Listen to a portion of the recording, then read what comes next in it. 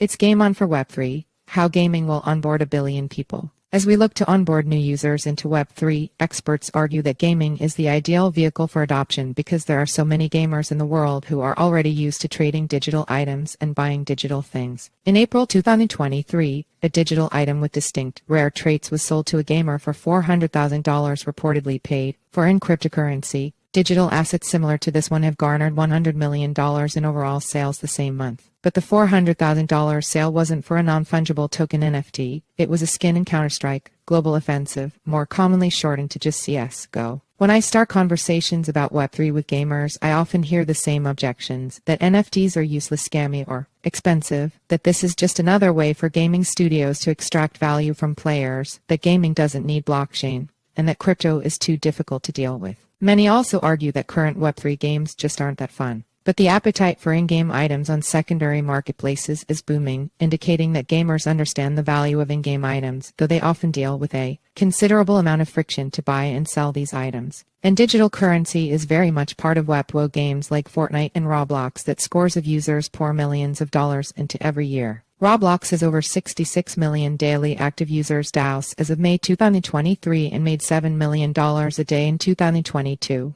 Much of it in the game's native currency Robux, which can only be used within the Roblox ecosystem, and has zero value outside of it. While other industries like entertainment and loyalty programs have the potential to onboard millions of new users into Web3, gaming provides fertile ground for the seeds of mass adoption. Gamers are already familiar with virtual currency and understand how to buy and earn in-game assets. And while there are nearly 8 billion people in the world, over 3 billion of us play video games, pointing to a considerable amount of the population primed for a gamified digital future. This particular combination of opportunities was noted by Alex Connolly, co-founder and CTO at Immutable. Gaming is the perfect candidate for spurring Web3 mass adoption simply because there are so many gamers in the world who are already used to trading digital items and buying digital things, he said. Yatsu, co-founder and CEO of Web3 giant Animoca Labs, agrees that the gaming industry offers a robust framework for transitioning users from Web2 into Web3. Gaming is basically a cultural and entertainment phenomenon that is bigger than movies and music. And gamers and people who play games already have a relationship with virtual assets and items. This piece is one of 3 in a series about the path to Web3 mass adoption.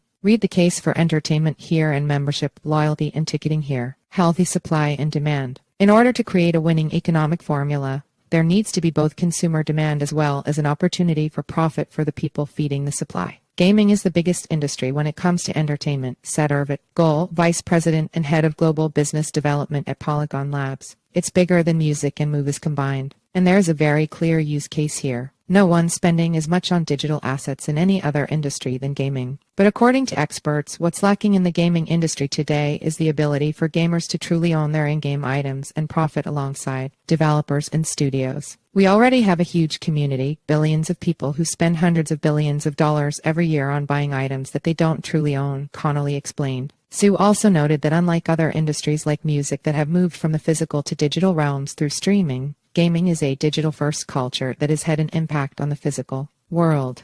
Why do we have curved screens? Sue provided an example of a gaming need that impacted real-world design. It's because people wanted to experience their games in a curved environment, and so the virtual purpose drove physical needs, which is different from any other industries. It's one of the main arguments why we think gaming is just so powerful and so influential and has driven so much innovation, he added. It would seem logical to us that it would do the same for the metaverse and digital ownership. The offer of true ownership. Web3 gaming presents a unique opportunity for gamers to truly own their in-game assets, thanks to blockchain technology, which allows in-game items like skins, also known as cosmetic items, that change the look of a character but offer no advantage in the actual game to exist as non-fungible tokens, NFTs. Currently, when players want to buy items like skins from huge Web3 games like CS:GO, Rust, League of Legends, Valorant, or Fortnite, they can buy them directly from the game or via marketplaces like Steam. But selling these items or even just giving them away is a bit trickier. One person I spoke with spoke about how he had created a dummy Fortnite account for his child before they turned 13, the actual age you are allowed to play most games, but then when his child actually turned 13 and wanted his own account, there was no way to transfer any of the skins or V-Bucks, Fortnite's digital currency, to his child's new account.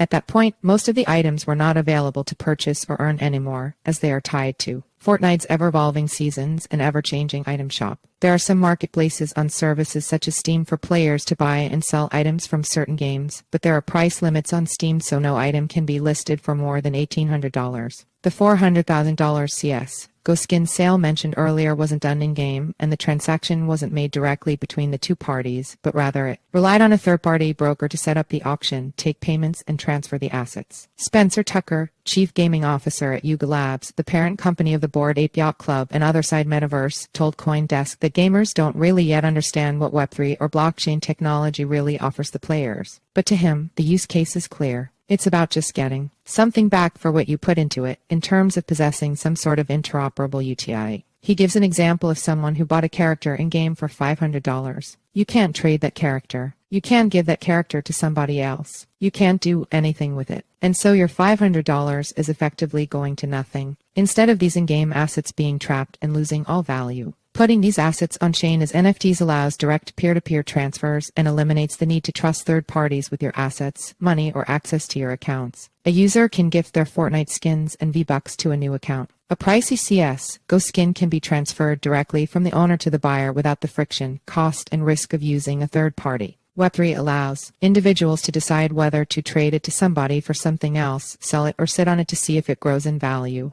All options previously unavailable to them. Polygon's goal echoed this issue with the current Web2 model, explaining that in-game items effectively go to waste once a player grows tired of a game. There are games that I'm done playing and it's like, well, I spent my time, money, and energy on this, and there are other folks that actually might find value in these items and I can't give it to them, I can't sell it to them, I can't trade it.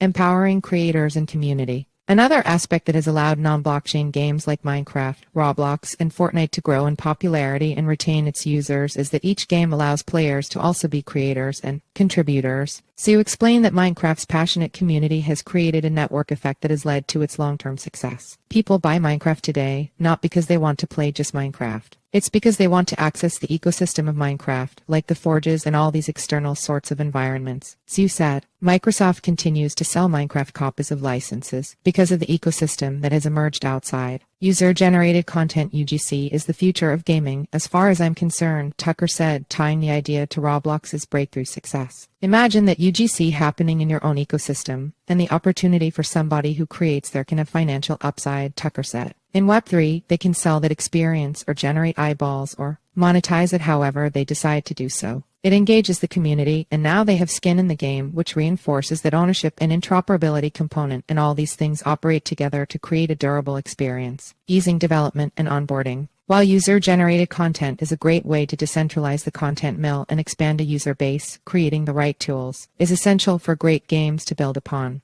Although a lot of the focus is on the end user, both Connolly and Goal stress the importance of investing in the development behind the scenes as well. When asked what it would take to get 1 billion players to Web3 gaming, Connolly started by identifying 2 massive challenges in the space right now. The first one is the infrastructure that exists today to support Web3 games isn't mature enough. It doesn't smooth over enough of the user experience issues, it doesn't deal with scale well, and it has problems with security. Immutable recently launched the Immutable Passport to support the next generation of Web3 games by solving their user experience, onboarding, transaction and purchase, and game development challenges, Connolly said. This is how you get a high-quality game to the market as quickly as possible. Goal said that Polygon's focus has been on supporting developers and building excellent consumer experiences. The promise around digital ownership is something that people want, Goal said. They just don't care how we get there. And NFTs are a way to get there, but the masses don't want to hear about the technology. They just want the thing to run. The biggest barrier of entry isn't cost, Tucker added, it's actually the friction around the technology, like wallet creation.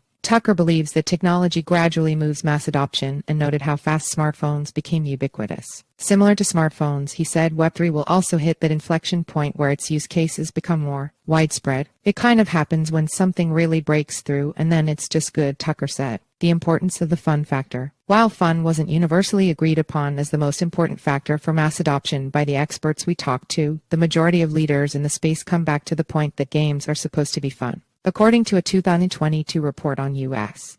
gamers, most people play video games because it brings joy 93%, provides mental stimulation 91%, and allows players to relieve stress 89%. A lot of the games we will actually see in the market are not very fun, Connolly said, noting it as the second massive challenge in the space. We think that all it will take to reverse this perception is a high-quality game that people simply want to play and that just happens to support Web3 asset ownership. Tucker agreed that fun was important, but added that a breakthrough hit would also need to give players an experience that they don't ever want to remove themselves from because it's just so much better than what they had before. Yuga seemed to have cracked some of the code for its Dookie Dash game, which, while not the most graphically impressive or complex game, was fun enough to entice players to spend an average of 28 hours in the game sewer to top the leaderboard and win a one-of-a-kind, highly valuable NFT reward. This layer of value is one of the things that Sue thinks makes Web3 gaming such an attractive proposition. While games obviously have to be enjoyable, Sue stressed that a player's time should be given actual value. Your relationship to the game changes if you know that your time in the game is worth thousands of dollars to the game, Sue said.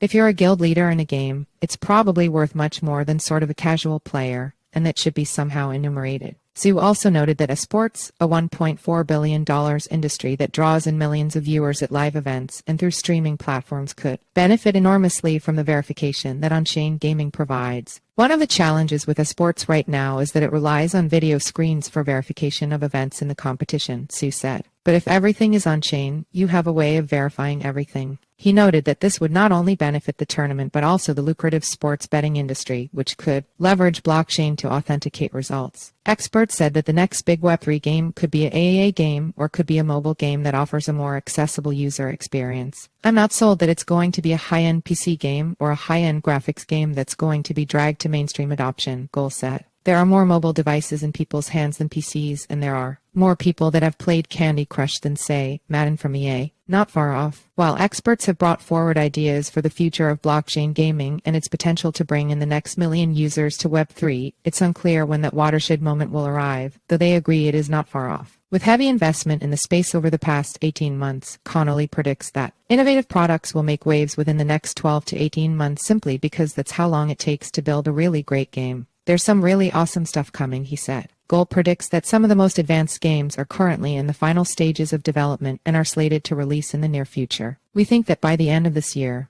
there should be a handful of really fun, directionally triplet games. Sue noted that Animoca Brands has invested in over 140 games so far, many of which are set to come out by early next year. It takes a few years to make a good game, so that means that the true effects of the mass onboarding, I think, will happen in the next 12 to 18 months. In the end, it's not a question of if, but when Web3 games will enter space in a way that drives mass adoption. It's just a matter of time, concluded Tucker.